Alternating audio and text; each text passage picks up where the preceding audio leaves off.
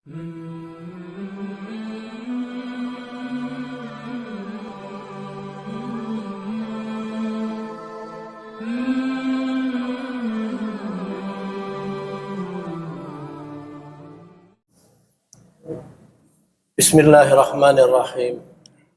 Assalamualaikum warahmatullahi wabarakatuh. Innal hamdalillah nahmaduhu wa nasta'inuhu wa nastaghfiruh wa na'udzu billahi min syururi anfusina wa min sayyiati a'malina. Man yahdihillahu fala mudhillalah wa may yudlil fala hadiyalah. Ashhadu an la ilaha illallah wahdahu la syarikalah wa ashhadu anna Muhammadan abduhu wa rasuluh la nabiyya ba'dah. Allahumma salli wa sallim ala Muhammadin wa ala alihi wa ashabihi wa man tabi'ahum bi ihsani ila yaumiddin. Ma'asyiral muslimin rahimakumullah. Sidang salat subuh yang dimulakan Allah. Pertama-tama, marilah kita selalu bersyukur kepada Allah yang telah memberikan kepada kita berbagai nikmat yang begitu banyak. Apabila seseorang diberikan sesuatu kenikmatan, alangkah ruginya dia kalau tidak bersyukur kepada Allah. Karena setiap kali kita bersyukur, Allah akan memberikan tambahan kenikmatan yang lebih banyak lagi. Bahkan tidak pernah kita pikirkan kenikmatan itu akan datang kepada kita. Ma'asyiral muslimin rahimakumullah. Hari ini saya akan membawakan sebuah tema fenomena kematian sebagai motivasi dalam beribadah. Kematian selalu berdampingan dengan kehidupan. Jadi tidak pernah kematian itu terpisah. Pada saat kita hidup, pasti di sela-sela kehidupan ada sebuah fenomena kematian. Sebagaimana kita sering melihat setiap hari, mendengar berita, ada seseorang atau tetangga kita yang mengalami kematian. Tidak pandang usia. Kadang orang tua meninggalkan kita. Kadang kita melihat anak kecil pun wafat meninggalkan kita. Jadi kematian itu datang tidak harus tua dan juga tidak harus sakit. Orang yang tidak sakit pun tiba-tiba bisa mengalami kematian. Ma'asyiral muslimin rahimakumullah. Yang perlu kita pelajari adalah kalau hari ini kita mensolati orang, membawa seseorang ke makam lalu mengkuburkannya, maka yang harus kita fahami bahwa mungkin esok kita yang akan dibawa, kita yang akan disolati oleh teman-teman kita. Jamaah yang dimuliakan Allah, kematian adalah makhluk ciptaan Allah. Sebagaimana kita, pada saat dia menghampiri kita, maka pasti sudah ada batas atau ajal yang telah ditetapkan oleh Allah. Tidak ada sebuah kematian tanpa ajal. Walikuli ummatin ajal. Fa iza jaa ajaluhum la yastakhiruna sa'atan wa la yastakdimun. Dan setiap umat itu ada batas, ada ajal yang tidak bisa diundurkan maupun dimajukan. Kematian adalah sebuah sunatullah yang pasti berlaku bagi setiap jiwa. Kemanapun mereka berupaya lari, maka pasti akan datang kematian. Jadi di sini Allah Subhanahu wa taala berfirman dalam surat Al-Imran ayat 185, kullu nafsin za'iqatul maut. Setiap nyawa, setiap jiwa yang mempunyai kehidupan, yang mempunyai nyawa pasti akan mengalami kematian. Tidak mungkin makhluk terbebas dari kematian. Jadi istilahnya kita berani hidup juga harus berani mati. Kematian tidak perlu dihindari. Ada sebuah hadis yang diriwayatkan oleh Abu Daud dari Al-Hasan ibnu Ja'far, dari Abu Zubair, dari Jabir yang mengatakan bahwa Rasulullah pernah bersabda, qala Jibril, ya Muhammad, ish ma syi'ta fa innaka mayyit, wa habib ma syi'ta fa innaka mufarikuhu, wa'mal ma syi'ta fa innaka mulaki. Jibril berkata, wahai Muhammad, hiduplah kamu sesukamu, silahkan, maka sesungguhnya kamu bakal mati, dan sukailah apa yang engkau inginkan, maka sesungguhnya engkau akan meninggalkannya, dan beramallah sesukamu, maka sesungguhnya kamu akan menjumpai balasannya. Jadi kalau datang malaikat maut, apakah kita sudah siap? Seorang sahabat pernah bertanya kepada Rasulullah, ya Rasulullah, siapakah orang yang paling cerdas? Lalu Rasulullah menjawab, orang yang paling cerdas itu adalah orang yang selalu mengingat kematian dan mempersiapkannya.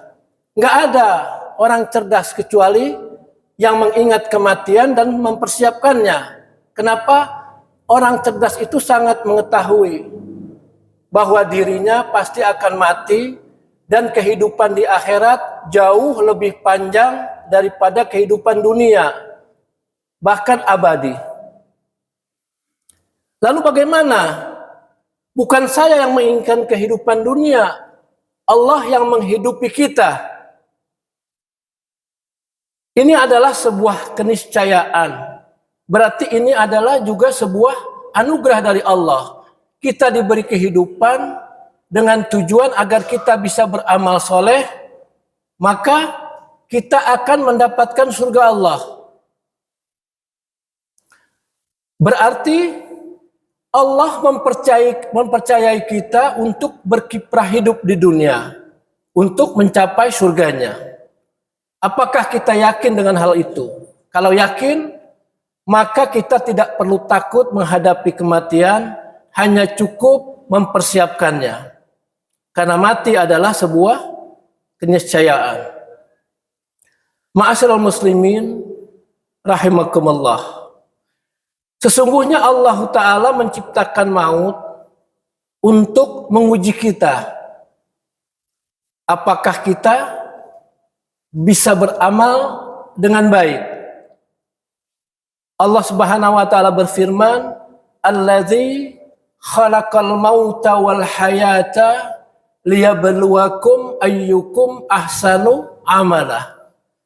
Yang menciptakan mati dan hidup untuk menguji kamu, siapa di antara kamu yang lebih baik amalnya, dan Dia Maha Perkasa, Maha Pengampun.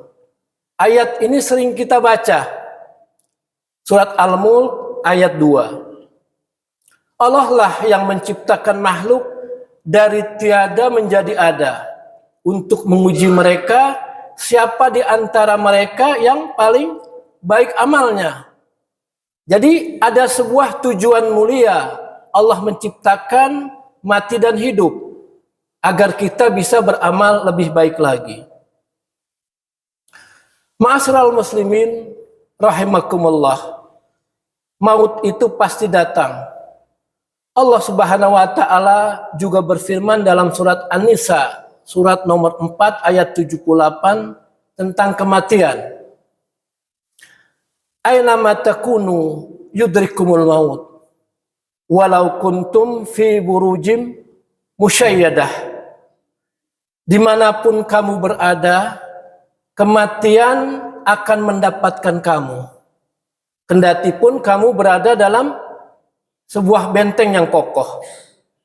Jadi maut itu canggih dan dahsyat. Begitu canggih dan dahsyatnya kematian atau maut, sehingga tidak ada satupun makhluk yang bisa bersembunyi. Manusia menciptakan benteng, menciptakan bunker, tujuannya agar selamat dari kematian. Di mana peluru tidak bisa tembus terhadap benteng tersebut, namun tetap aja di dalamnya ada kematian. Walaupun matinya di atas ranjang, bukan terkena peluru. Jadi dewasa ini gedung-gedung yang merupakan objek vital dibuat dengan konstruksi atau struktur yang sangat canggih. Kadang berbentuk benteng atau bunker. Mereka bertujuan agar bisa mengantisipasi dari mara bahaya seperti kebakaran, banjir, serangan musuh dan lain-lain. Tapi tetap mereka tidak bisa menghindar dari datangnya maut. Ayat ini menggunakan istilah burujim musyayyadah, benteng yang sangat kokoh. Apa arti buruj? Al-buruj dalam bahasa Arab asal katanya adalah baroja, yang bermakna zuhur. Sinonimnya zuhur, sesuatu yang tampak. Kita mengenal ada sholat zuhur. Sholat zuhur adalah sholat yang kita lakukan pada saat matahari sedang terang-terangnya. Al-buruj, sinonimnya az-zuhur, sholat zuhur. Jadi pada siang hari, saat bumi lagi terang, kita sholat zuhur. Yang ditampakkan terang benderangnya. Jamaah yang mulia, karena perkara-perkara yang nampak dilihat oleh orang banyak, kita sebut dengan istilah al-buruj. Saya contohkan yang pertama, benteng. Dalam bahasa Arab disebut dengan al-buruj. Kenapa benteng disebut al-buruj? Karena ditampakkan kekokohannya. Lalu yang kedua, istilah istana. Istana juga dalam bahasa Arab disebut dengan al-buruj, yang ditampakkan keindahannya. Benteng ditampakkan kekokohannya, sedangkan istana ditampakkan keindahannya. Orang melihat istana pasti mengagumi keindahannya. Lalu kita mengenal gugusan bintang. Dalam bahasa Arab, gugusan bintang juga dikatakan sebagai al-buruj. Ditampakkan gemerlapnya. Sebagaimana Allah berfirman, was-sama'i zatil buruj. Demi langit yang mempunyai gugusan bintang. Ada surah yang bernama al-buruj. Lalu wanita yang bersolek menampakkan kecantikannya, keindahan tubuhnya, disebut dengan dia sedang bertabaruj, sedang menampakkan kemolekannya, kecantikannya, keindahannya, bertabaruj. Asal katanya juga baroja. Ma'asyiral muslimin rahimakumullah, maut itu pasti datang. Waja'at sakratul mauti bil haqq, zalika ma kunta minhu tahid. Maka datanglah syakratul maut dengan sebenar-benarnya. Itulah yang dari dulu kalian hindari. Jadi manusia diberi kehidupan oleh Allah secara tidak sadar. Kita menghindari kematian. Kepengennya umur panjang dan sehat. Kalau sakit kita berobat. Kita tidak mau mati cepat. Itu manusia pada dasarnya seperti itu. Tapi tidak akan bisa berhadapan dengan qadarullah, sebuah kematian. Kita berusaha untuk hidup sehat agar berumur panjang. Apakah kita yakin bahwa kalau kita berumur panjang, maka kita akan panjang umur kita? Belum tentu. Jadi sebetulnya pada saat kita diperintahkan oleh Allah untuk menjaga diri kita agar sehat, agar kita hidup dengan baik, agar kita bisa beribadah dengan baik. Bukan tujuannya agar berumur panjang. Jadi kalau umur itu sudah ada kuotanya, sebagaimana Allah memberikan kuota rezeki kepada kita. Jadi cara softnya menjaga agar hidup, agar selalu sehat, maka kita menjaga kesehatan. Karena menjaga hidup sehat itu agar dapat beribadah dengan baik dan dengan banyak. Jadi kalau kita banyak-banyak bersyukur, bersujud, sholat, maka tentunya amal perbuatan kita akan dinilai ibadah dan pahala kita juga banyak. Ma'asyiral muslimin rahimakumullah. Seorang sahabat pernah berkata kepada Rasulullah, "Ya Rasulullah, berikanlah saya agar bisa mendampingi engkau nanti di surga." Apa yang dikatakan oleh Rasulullah? "Baik, saya akan mendampingi engkau di surga. Tapi sebelumnya, tolong saya." Lalu sahabat bertanya, "Apa yang harus saya tolong?" "Banyak-banyaklah engkau bersujud." Jadi di sini artinya Rasulullah pun akan senang kalau banyak umatnya yang mendampingi beliau di surga. Tapi kita harus beribadah dengan baik dan beribadah sebanyak-banyaknya. Jadi apapun yang kita lakukan dalam waktu 24 jam, kita harus bernilai ibadah. Tidak hanya amal-amal kosong. Apapun yang kita lakukan, kita niat beribadah. Bahkan kita tersenyum dengan saudara kita sendiri, itu adalah sebuah ibadah. Ma'asyiral muslimin rahimakumullah. Jadi intinya, mau kita hindari seperti apapun, sakratul maut pasti datang. Tidak ada satupun makhluk yang mengetahui kapan waktunya. Hikmahnya apa? Agar kita selalu siap kapanpun datangnya kematian. Ma'asyiral muslimin rahimakumullah. Allah Subhanahu wa taala berfirman dalam sebuah ayat,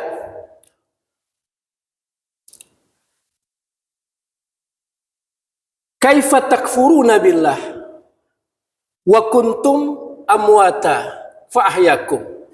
Jadi ini menunjukkan sebuah fase dengan 4 langkah. Jadi gampangnya ada 4 langkah dalam kehidupan.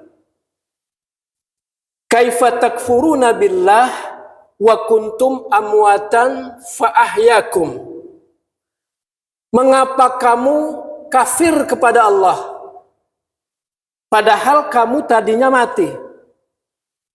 Kenapa kafir? Dulunya mati, lalu Allah menghidupkan kamu. Al-Quran surat Al-Baqarah ayat 28. Jadi suatu keadaan yang dinamakan mati atau disebut dengan ketiadaan, al-adam, lalu dihidupkan pada fase kedua untuk menjalankan aktivitas di dunia ini. Kita diminta memilih berlaku fujur atau takwa. Wa nafsi wa ma sawaha, demi jiwa serta penyempurnaannya. Asy-Syam 91 ayat 7. Fa'alhamaha fujuraha wa taqwaha, maka dia mengilhamkan kepada jiwa tersebut kepada jalan kejahatan atau fujur dan juga jalan takwa. Jadi Allah menciptakan kita dalam fase kematian awalnya, lalu dihidupkan, agar kita memilih kita mau berlaku fujur atau berlaku takwa. Itu adalah sebuah pilihan. Disinilah ujiannya, lulus atau gagal. Ma'asyiral muslimin rahimakumullah. Kemudian dalam sambungan firman ayat tersebut, "Tsumma yumitukum, tsumma yuhyikum." Kemudian kamu dimatikan, lalu dihidupkan kembali. Jadi pada saat kita mengalami suatu fase kematian, Allah menghidupkan kita lahir melalui rahim ibu kita. Itu adalah fase kedua. Setelah fase pertama kita dilahirkan di dunia, adalah masuk ke fase kedua. Al-Baqarah ayat 28 tadi. Lalu pada fase ketiga, manusia menghadapi syakaratul maut. Setelah tadi memilih, kita berlaku fujur atau takwa. Kalau kita fujur, artinya kita mengalami kematian yang baik, mengalami kematian yang buruk. Apabila kita takwa, mengambil jalan takwa, maka kita akan mengalami proses kematian yang baik. Kita masuk kemudian pada fase ketiga. Singkatnya, jika ujiannya lulus, maka Allah masukkan kita ke dalam surga. Sebaliknya jika kita gagal, maka Allah akan membenamkan kita ke dalam neraka jahanam. Semoga Allah memberikan taufik dan hidayah kepada kita semua untuk selalu mengingat kematian dan bertaubat. Sehingga fenomena kematian ini menjadi sebuah motivasi untuk meningkatkan ketakwaan kepada Allah Azza wa Jalla dalam arti memperbanyak amal saleh. Ma'asyiral muslimin rahimakumullah. Rasulullah Shallallahu Alaihi Wasallam mengingatkan umatnya, hendaklah kalian memperbanyak mengingat sesuatu yang memutus kelezatan kehidupan dunia. Ya, hendaklah kalian memperbanyak mengingat sesuatu yang memutus semua kelezatan. Kita ini hidup di dunia mengalami kelezatan yang kita rasakan di tubuh kita. Juga hati kita akan senang atau hati kita akan susah. Tapi ingat, suatu saat nanti ada sesuatu yang memutus kelezatan tersebut, yaitu kematian. Hadis sahih riwayat Tirmizi, Nasa'i dan Ibnu Majah. Ma'asyiral muslimin rahimakumullah. Sebagai penutup, ada sebuah ayat yang baik kita renungi. Allah Subhanahu wa taala berfirman, A'udzubillahi minasyaitonir rajim. Man kana yuridu sawabad dunya fa indallahi sawabud dunya wal akhirah. Wa kana Allahu sami'an basira. Barang siapa menghendaki pahala atau balasan di dunia, maka ketahuilah bahwa di sisi Allah ada pahala atau balasan di dunia dan juga di akhirat. Jadi kalau harapan kita mendapatkan balasan di dunia, Allah lebih jauh lagi akan memberikan balasan di dunia maupun di akhirat. Dan Allah Maha mendengar, Maha melihat. Al-Quran surat An-Nisa ayat 134. Jadi di sini kita harus selalu merapat kepada Allah Ta'ala. Jangan mengharap balasan di dunia. Ma'asyiral muslimin rahimakumullah. Jangan lupa kita menggunakan akal kita untuk beribadah kepada Allah. Jadi kita menggunakan hati, juga menggunakan akal. Pada Al-Quran, surat Al-A'raf, ayat 138 diceritakan tentang umat Nabi Musa, yaitu Bani Israel. Saya ceritakan sedikit terakhir. pada saat umat Nabi Musa dikejar oleh Fir'aun, Haman dan bala tentaranya, lalu Nabi Musa dan Nabi Harun mengantarkan mereka keluar dari kota untuk menghindar penganiayaan dari Fir'aun. Fir'aun akan membunuh siapapun yang tidak menyembah kepada dia, yang tidak taat kepada dia. Lalu mereka lari hingga terdesak ke laut. Mereka putus asa, mau lanjut tidak punya kapal, tidak punya perahu. Mau kembali, Fir'aun dan bala tentaranya pasti akan membunuh. Lalu Allah menunjukkan tanda-tanda kekuasaannya, atau disebut dengan mukjizat, di mana laut itu terbelah. Lalu Bani Israel berjalan di tengah laut sampai kepada sisi daratan yang lain. Artinya mereka selamat. Sedangkan Fir'aun dan bala tentaranya mati di dasar laut. Pada saat itu, mereka sampai di dataran seberang, melihat kaum lain yang sedang menyembah berhala. Mereka mempunyai Tuhan yang banyak.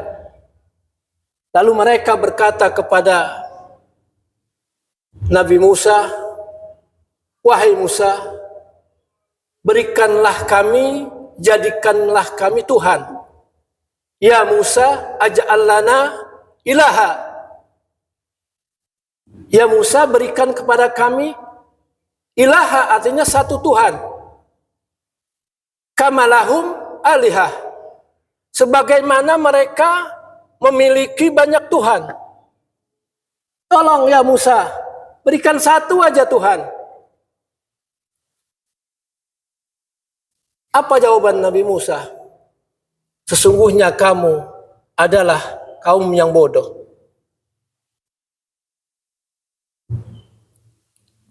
Qala innakum qaumun tajhalun. Kaum yang bodoh. Kenapa bodoh? Baru saja mereka ditunjukkan kekuasaan Allah, ditunjukkan ayat-ayat Allah, ditunjukkan mukjizat yang besar, dan mereka diselamatkan dari bala tentara Fir'aun. Lalu mereka minta Tuhan yang tampak sederhana, hanya menyembah Tuhan berupa pohon-pohon, menyembah Tuhan berupa gunung atau patung. Padahal Allah menunjukkan kekuasaannya, mukjizat yang begitu besar. Jawaban Musa singkat, qala innakum qaumun tajhalun. Sesungguhnya kamu adalah kaum yang bodoh. Itu adalah sebuah ajaran dari Allah bahwa dalam hidup di dunia, dalam berkiprah di dunia, marilah kita menggunakan akal. Janganlah kita menjadi kaum yang bodoh. Dalam arti, mari kita imani Al-Quran dan hadis dan kita amalkan. Itulah mungkin yang bisa saya sampaikan. Lebih dan kurang saya mohon maaf. Semoga bermanfaat bagi kita semua. Billahi taufiq wal hidayah wal afu minkum. Wassalamualaikum warahmatullahi wabarakatuh.